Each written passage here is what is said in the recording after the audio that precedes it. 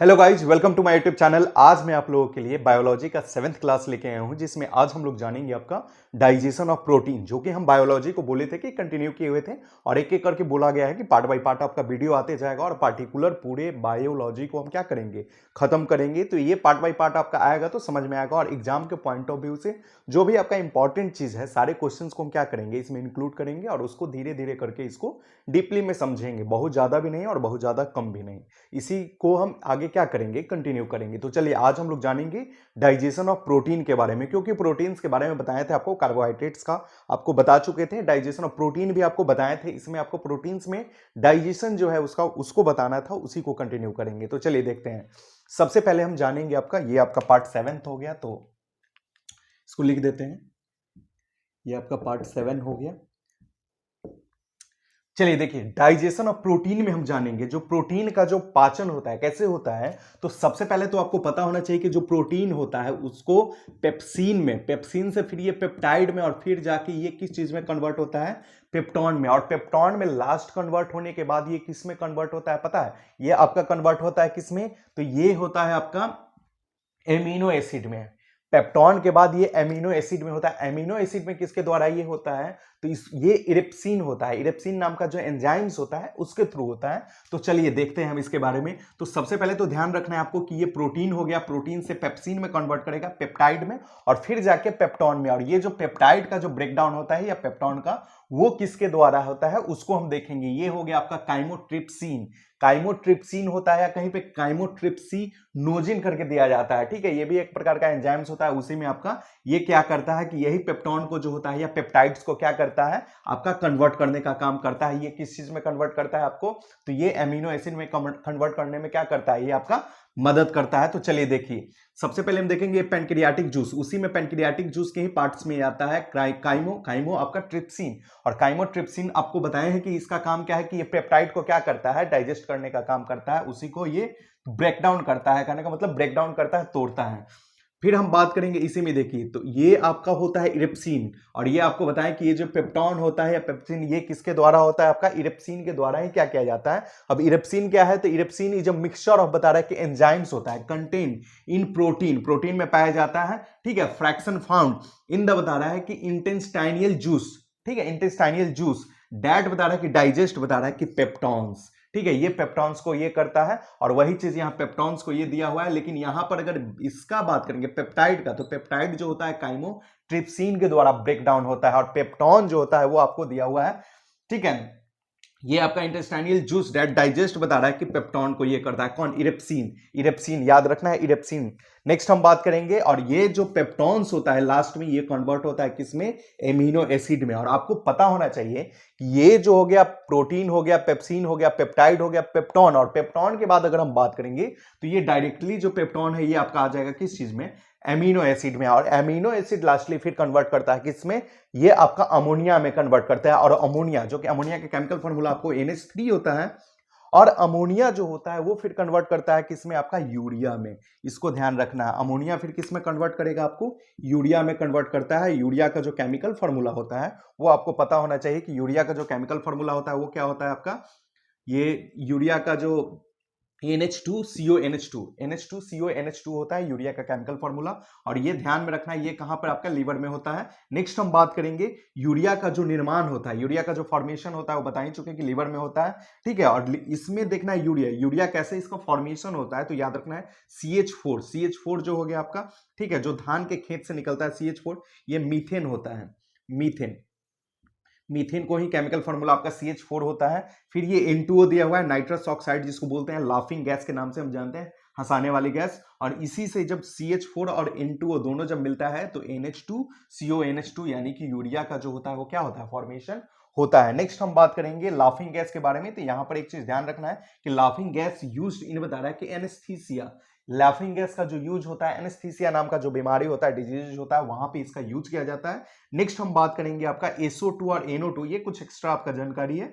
SO2 और NO2 इसके वजह से एसिड रेन होता है, ठीक है, एसिड रेन में इसका ये होता है। नेक्स्ट हम बात करेंगे एसिड रेन कब कहा जाता है, तो ये 5.5 से जब क्या होता है, पीएच वैल्यू जब कम होता है ना 5.5, अब कहीं पे 5.6 भी आपको देखने के लिए मिलता है, तो इससे जब कम होता है तो आपका एसिड रेन कहलाता है। इस चीज को भी याद रखना है आपको। नेक्स्ट हम बात करेंगे H2O और NO2। ये तो आपका SO2 और NO2 यानी सल्फर डाइऑक्साइड और नाइट्रोजन डाइऑक्साइड के कारण क्या होता है, आपका एसिड रेन होता है।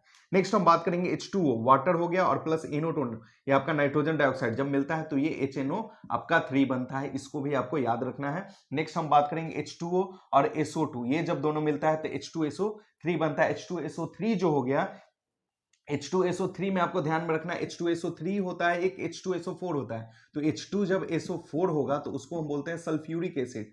ठीक है, इसको हम बोलेंगे सल्फ्यूरिक एसिड होता है। लेकिन जैसे ही ये आपका क्या होता है, H2SO3 है, तो ये सल्फरस हो जाता है, सल्फरस होता है, सल्फरस एसिड। ये H2SO3 जब रहेगा तो ध्यान में रखना है आपका सल्फरस बोलते हैं, H2SO4 होता है तो सल्फ्यूरिक होता है। इस दोनों को आपको HN ये ध्यान में रखना है। नेक्स्ट हम बात करेंगे कि लैक्रिमिनल, ये जो लैक्रिमिनल ग्लैंड होता है ना, उसके द्वारा आंसू का क्या होता है, निर्माण होता है। आंसू का निर्माण अगर पूछा जाएगा किस ग्लैंड के द्वारा होता है, कहां से ये सेक्रेट होता है, तो लैक्रिमिनल ग्लैंड से आपका होता है, उसको याद रखना है। नेक्स्ट हम बात करेंगे विटामिन के बारे में, विटामिन एंड कैटालिस्ट। ठीक है, इसी को हम बोलते हैं मेटाबॉलिक, बता रहा है, रेगुलेटर के नाम से जानते हैं, विटामिन एंड कैटालिस्ट। नेक्स्ट हम बात करेंगे विटामिन थ्योरी का। सबसे पहले हम बात करेंगे कि विटामिन थ्योरी किसके द्वारा दिया गया, तो विटामिन थ्योरी जो है आपका किसके द्वारा दिया गया, हॉपकिंस के द्वारा दिया गया, ये हॉपकिंस के द्वारा आपको याद रखना है। नेक्स्ट हम बात करेंगे इसका विटामिन का खोज अगर बोलेगा तो फंक के द्वारा हुआ था, विटामिन का खोज फंक ने किया था। विटामिन थ्योरी अगर बात करेंगे तो हॉपकिंस दिए थे, FG हॉपकिंस। नेक्स्ट हम बात करेंगे इसका टाइप्स अगर बात करें इसमें, तो वाटर सॉल्युबल होता है, ठीक है ना। वाटर सॉल्युबल में अगर हम बात करेंगे तो BCP, बी विटामिन बी हो गया, विटामिन सी हो गया, विटामिन पी हो गया, ये can not stored in our human body for, बता रहा है कि लॉन्ग टाइम। ये कह रहा है कि BCP ऐसा विटामिन है जो हमारे शरीर में बता रहा है कि बहुत लॉन्ग टाइम के लिए ये क्या होता है, स्टोर हो नहीं हो पाता है। ठीक है, इसलिए बता रहा है कि, और इसका जो नीडेड है वो बता रहा है कि डेली, यानी कि रेगुलर, इसका जो जरूरत है हम लोग को डेली पड़ता है, ये BC के बारे में। ठीक है, BCP के बारे में। ऑल स्टोर फैट बता रहा है कि सॉल्युबल बता रहा है। ऑल ये तो हो गया इनसॉल्युबल, ये वाटर सॉल्युबल हो गया। फिर हम बात करेंगे ऑल स्टोर बता रहा है फैट सॉल्युबल। अगर हम विटामिन का बात करेंगे तो ADE के ऑल बता रहा है स्टोर्ड इन लीवर, ये हमारे लीवर में ADE जो है ये हमारे लीवर में क्या होता है, स्टोर होता है। ये भी पूछा जा सकता है। और आपको याद रखना है कि A और D जो होता है produce in our body, A और D जो होता है खुद सेल्फ प्रोड्यूस होता है हमारे बॉडी में, इसको भी याद रखना है विटामिन A और D के बारे में। नेक्स्ट हम बात करेंगे विटामिन ए। विटामिन ए से स्टार्ट करेंगे। विटामिन ए का जो रासायनिक नाम है वो है रेटिनॉल।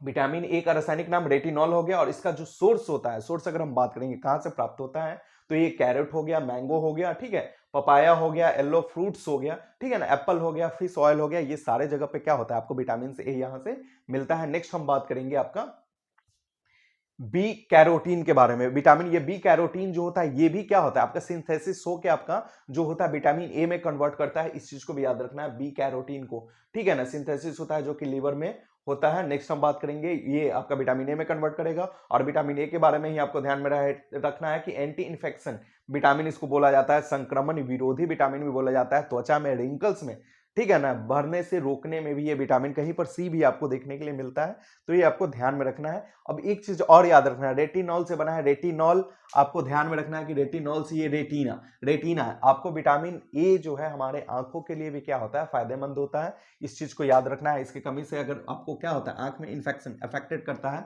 ठीक है, आपको याद रखना है। इसमें एक चीज और ध्यान रखना है, ये यहाँ पर दिया हुआ है लाइट रे। आंख के बारे में जब बात चला है थोड़ा सा आई के बारे में, तो आई के कॉन्सेप्ट में भी थोड़ा सा आप जान लीजिए। यहाँ लाइट रेज दिया हुआ है, ठीक है। सबसे पहले अगर ये लाइट का रे जो बता रहा है लाइट आता है, ये कंजक्टिवा होता है, ठीक है ना, ये फर्स्ट जो होता है ये कंजक्टिवा से होते हुए गुजरता है, ठीक है। और फिर अगर हम बात करेंगे लाइट रेज का बता रहा है, तो फर्स्ट ट्रांसपेरेंट लेयर जो होता है ना फर्स्टली, तो ये आपका कॉर्निया कहलाता है। कॉर्निया को फर्स्ट ट्रांसपेरेंट लेयर बोला जाता है आंख का। और आपको ध्यान में रखना है कि आई ट्रांसप्लांटेशन में जो होता है कॉर्निया को ही दान दिया जाता है। और आपसे जनरली पूछा भी जाता है कि आंख का कौन सा भाग जो होता है दान दिया जाता है, नेत्रदान में यूज होता है, तो आपको याद रखना है कॉर्निया का, ठीक है। और आपके आंख में अगर हम बात करें तो ये ध्यान में रखना, फर्स्टली जो होता है ट्रांसपेरेंट लेयर भी अगर बोला जाएगा तो आपको याद रखना है कॉर्निया ही होता है। नेक्स्ट हम बात करेंगे लेंस। तो आपको पता होना चाहिए कि आंख में जो लेंस होता है कौन सा होता है, कॉन्वेक्स लेंस होता है। और इसमें बीमारी अगर हम बात करेंगे डिजीजेज लेंस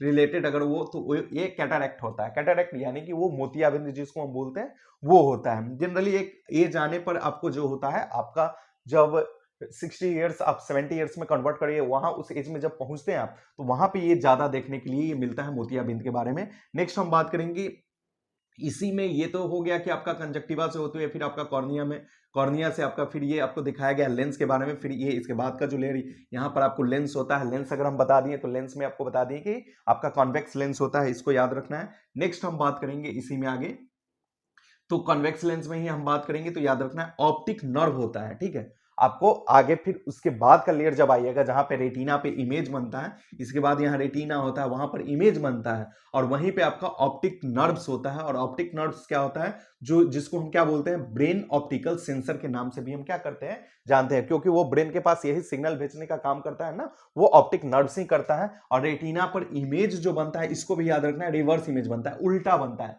लेकिन हमारा जो माइंड ये ऑप्टिक नर्व्स के थ्रू जब ये जाता है ना, तो वो उसको क्या कर देता है, सीधा कर देता है। एक्चुअली बनता तो रेटिना, क्योंकि कन्वेक्स लेंस है, तो कन्वेक्स लेंस में ऑलवेज जो होता है वो आपका इमेज जो होता है ना, जनरली जो अगर हम बात करेंगे तो वो आपका बनता है, क्या बनता है, आपका रियल ही बनता है। याद रखना है, एक ऐसा कंडीशन आता है जहां पे वो क्या होता है, ये वर्चुअल बनता है, लेकिन वो बात का चीज है, जब वहां पे बताएंगे तो वहां पे देखा जाएगा। लेकिन ये सबसे पहले यहां जान लीजिए, ब्रेन ऑप्टिकल सेंसर बोलते हैं। और ये याद रखना है ग्लूकोमा, ग्लूकोमा भी जो होता है आंख से रिलेटेड ही क्या है, आपका बीमारी है, ठीक है। नेक्स्ट हम बात करेंगे रॉड्स और कॉन्स। इसमें ऑप्टिक्स नर्व्स में अगर हम फिर आगे बात करते हैं तो आपको देखिए दो प्रकार का नर्व्स भी होता है, एक रॉड्स होता है और एक कॉन्स होता है। तो रॉड्स में अगर हम बात करेंगे तो रॉड्स का जो निर्माण होता है, ठीक है, रॉड्स का अगर हम निर्माण करेंगे, ये रेटिना में अगर हम बात कर रहे हैं तो रेटिना में हम देखिए रॉड्स का अगर हम बात करेंगे तो क्या होता है, रॉड्स का जो निर्माण होता है वो होता है रोडोस्पिन बता रहा है, रोडोस्पिन बता रहा है किस सेल से होता है। पूछ सकता है कि रॉड्स का निर्माण जो होता है किस सेल के द्वारा होता है,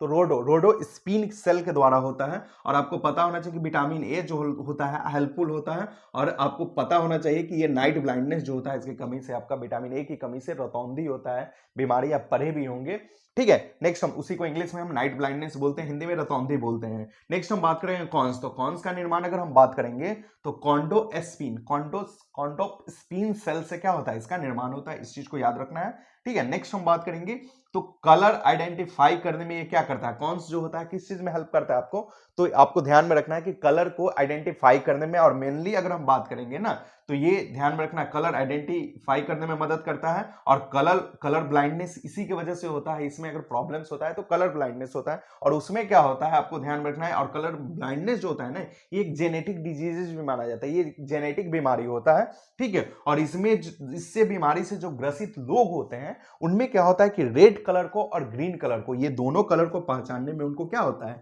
प्रॉब्लम्स होता है। और आंख में ही संबंधित आपका दो बीमारी और होता है, एक होता है आपको मायोपिया होता है और एक होता है हाइपरमेट्रोपिया होता है, ठीक है। एक को हम बोलते हैं निकट दृष्टि दोष, याद रखना है, हिंदी में निकट दृष्टि दोष बोलते हैं, निकट दृष्टि दोष बोलते हैं, ठीक है, जिसको मायोपिया बोलते हैं, ठीक है, मायोपिया। और मायोपिया में इंग्लिश में इसको मायोपिया बोलते हैं। और निकट दृष्टि दोष में क्या होता है आपको कि यहां पर ये जब बीमारी होता है तो इसको सुधारने के लिए पूछता है, जनरली एग्जाम के पॉइंट ऑफ व्यू से अगर हम बात करेंगे तो मायोपिया को के उपचार के लिए किस लेंस का उपयोग किया जाता है, तो याद रखना है मायोपिया के उपचार में आपको कौन सा लेंस होता है, तो अवतल लेंस का उपयोग किया जाता है, अवतल यानी कि कॉनकेव अगर हम बात करेंगे तो कॉनकेव लेंस का यूज होता है। और इसी में अगर हम बात करेंगे दूर दृष्टि दोष, अगर हम बात करेंगे हाइपरमेट्रोपिया जिसको बोलते हैं, दूर दृष्टि अगर हम बात करेंगे तो याद रखिएगा, दूर में अगर हम बात करेंगे तो दूर दृष्टि हो जाएगा, दूर दृष्टि में अगर हम बात करेंगे तो यहां पर दूर दृष्टि दोष में आपका कौन सा हो जाएगा, तो याद रखना है यहां पर जो होता है वो कौन सा लेंस हो जाएगा,